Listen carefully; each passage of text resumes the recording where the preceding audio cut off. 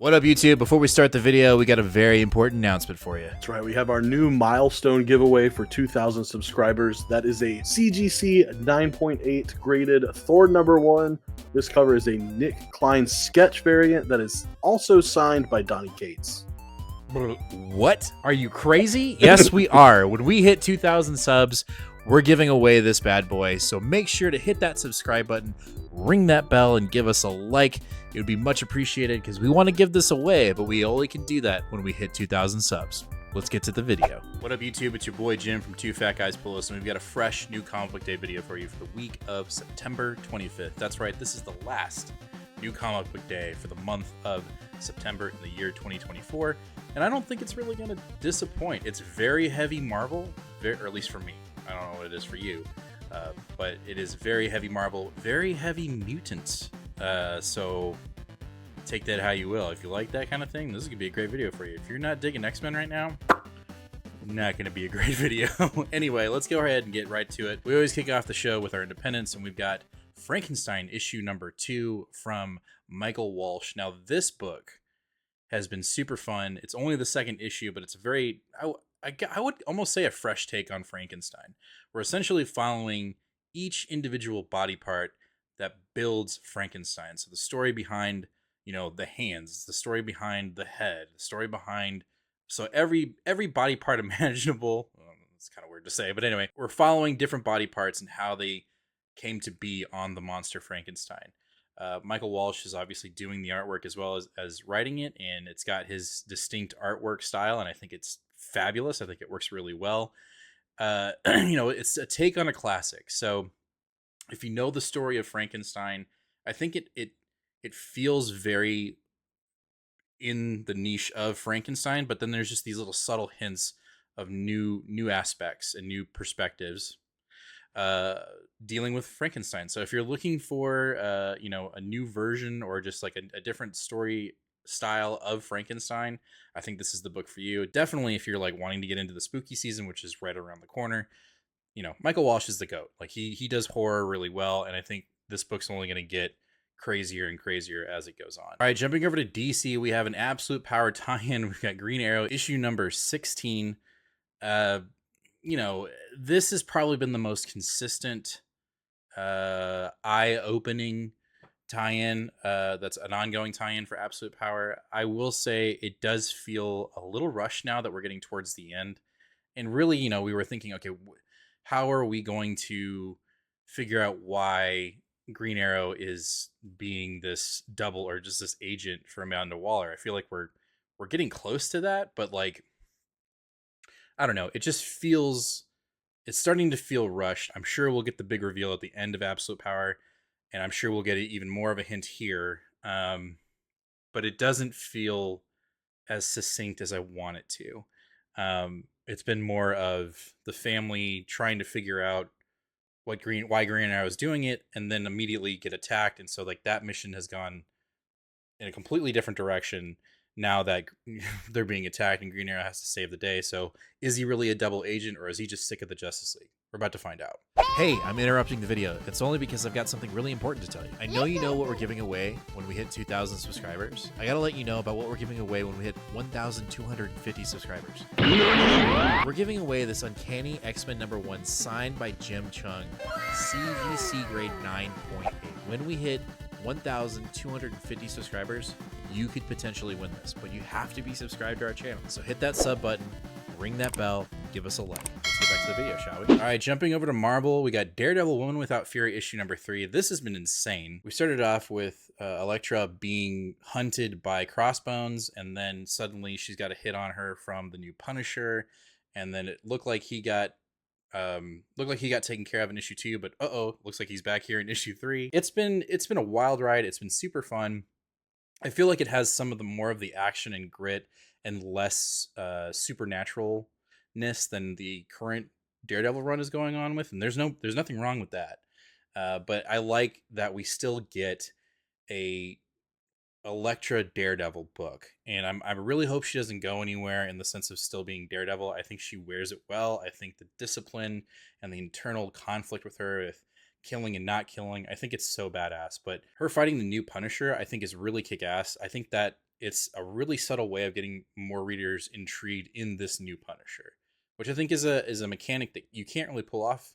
Some people can't pull off, and so I think it's doing really well in this book. So very excited to read it. All right, next up we have NYX issue number 3 from Kelly and Lansing. This has been surprisingly good. I think we're getting these issues where we're focusing in on each member or each member of the NYX, even though they're not really officially a team yet. I don't know if they will be. Who knows? But it's been fun. Issue 2, I think, had a little bit of a hiccup in the sense of like finding the voice of X-23, but I think it found it towards the middle / end of the book. And so again, let's see where we end up here. I think this book is going to definitely move some ground. I think it's moving a lot more ground than the current X-Men book. I think a lot of the X-Men books are doing that. I think that'll be a consistent remark I make as we continue to talk about X-Men books. But I am definitely looking for it. There's a lot of X-Men books that I'm looking forward to this week. After that, we've got the Phoenix issue number 3. Looks like we're fighting the Black Order, or maybe not. I don't know. We'll see. This book has been okay. It's not been bad, but it hasn't been good. It's just been kind of in the middle of the road. Jean just kind of hopping around through the universe. So, you know what I mean? It's not in threat of leaving the pool. I'm not taking it off the pool. It doesn't feel like it's moving really in any direction. It kind of just feels like it's just floating and like things are happening to it rather than it doing things. So we'll see. Maybe it'll move the needle this week. All right, after that, we have Ultimate Spider-Man issue number 9. Looks like Peter Parker is going to be going up against Kingpin's Sinister Six. That sounds intriguing, and that on the cover alone, this is already my pick of the week. This just looks kick-ass. Hickman is definitely cooking. I mean, I don't think any of us were really doubting that. I think the only doubt or concern we have about this book is when's he going to leave? When's he going to leave, and how abrupt will it be? And I hate saying that, but we all know in the back of our minds that's what we're thinking. So hopefully that won't be anytime soon. But you know, it looks good. We got Chichetto on the artwork, so I can't complain about this book, and it already has a potential pick of the week. All right, next up, we have The Uncanny X-Men issue number 3.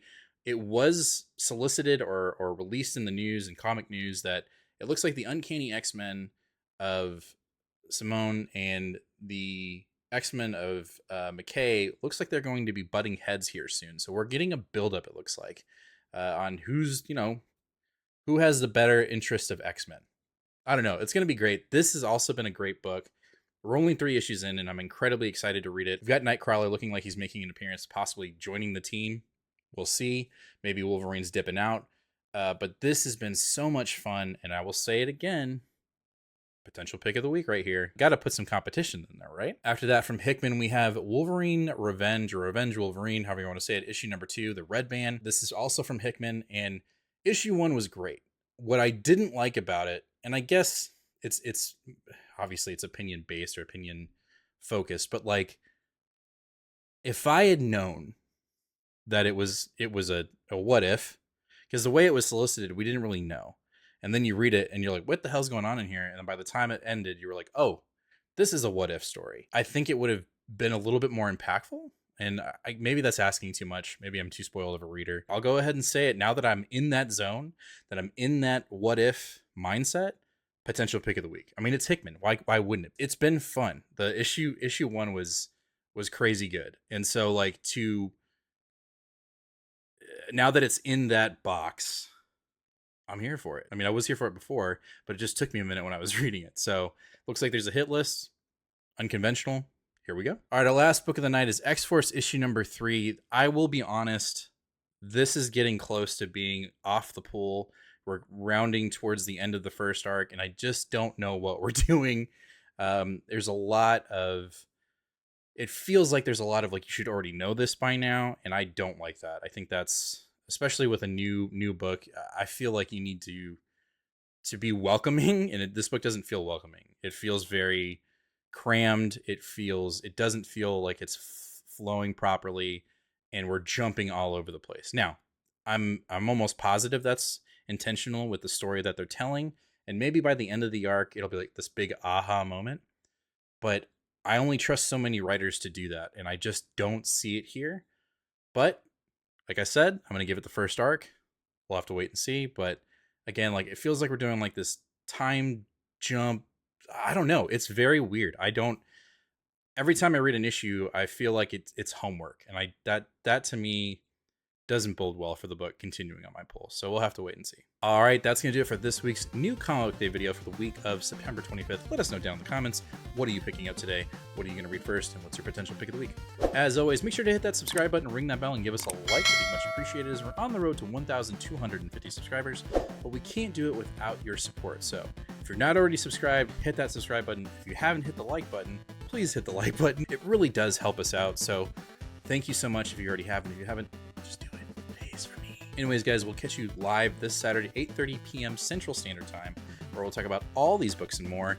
And maybe, you know, I'll have read Tank Chair by then, my new manga that I picked up last week, and I'll talk about that. Who knows? As always, fam, be kind to one another and read more comics. Later.